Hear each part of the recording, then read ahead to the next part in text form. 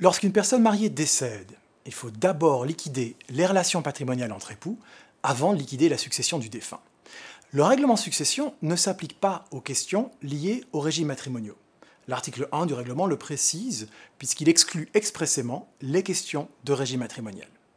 Et l'Union européenne a adopté en 2016 deux règlements qui proposent des solutions pour les questions relatives aux relations patrimoniales. Mais ces règlements ne seront d'application qu'à partir de 2019.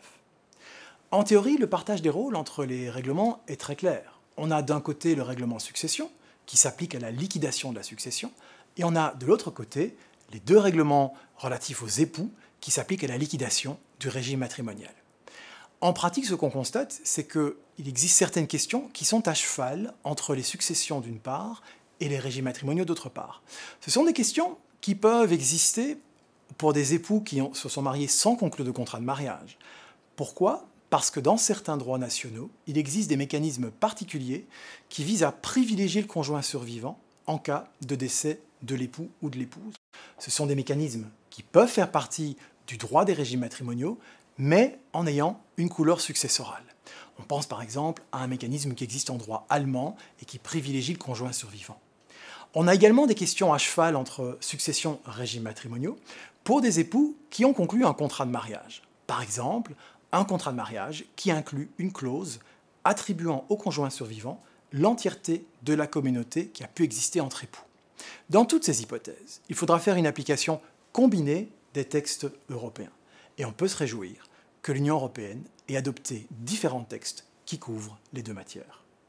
Johannes Meyer décède en août 2016 à Munich. Il avait la nationalité autrichienne, mais vivait en Allemagne depuis une dizaine d'années avec son épouse Regina, de nationalité française, et leurs deux enfants, Frank et Nicolas.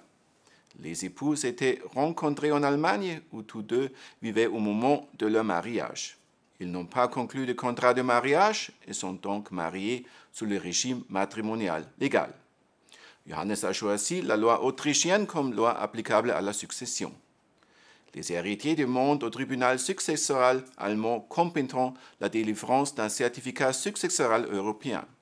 Quel quote-part successoral ce tribunal va-t-il déterminer pour Regina? Comme Johannes est mort après le 17 août 2015, le règlement succession s'applique. Johannes a choisi le droit autrichien de sa nationalité comme loi applicable à la succession, qui prévoit que, en l'absence de dispositions testamentaires, l'épouse et les enfants ont chacun droit à une quote-part d'un tiers. Cependant, le droit international privé allemand, applicable en l'espèce, prévoit l'application du droit allemand au régime matrimonial des époux parce qu'ils avaient leur résidence habituelle en Allemagne au moment de leur mariage. Pour les époux mariés sous le régime légal de participation aux acquis, le droit allemand prévoit une augmentation forfaitaire de la quote-part successorale de l'époux d'un quart en cas de terminaison du régime matrimonial par décès.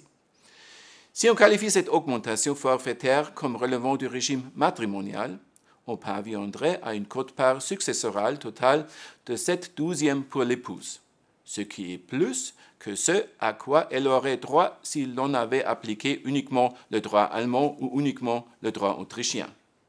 Dans un tel cas, les tribunaux allemands adaptent la quote-part du conjoint de manière à ce qu'elle n'excède pas ce à quoi il a droit en vertu de chacun des deux droits.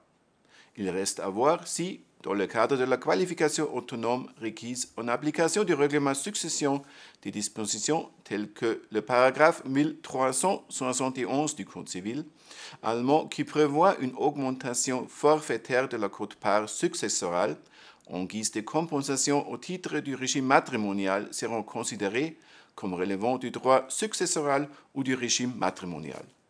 Cette question vient d'être soumise à la Cour de justice de l'Union européenne et nous serons donc fixés dans les années qui viennent. En attendant, pour éviter des difficultés, il convient de faire des choix de loi judicieux pour obtenir, dans la mesure du possible, une convergence des droits applicables. Les nouveaux règlements sur les régimes matrimoniaux nous faciliteront la tâche à partir du 29 janvier 2019.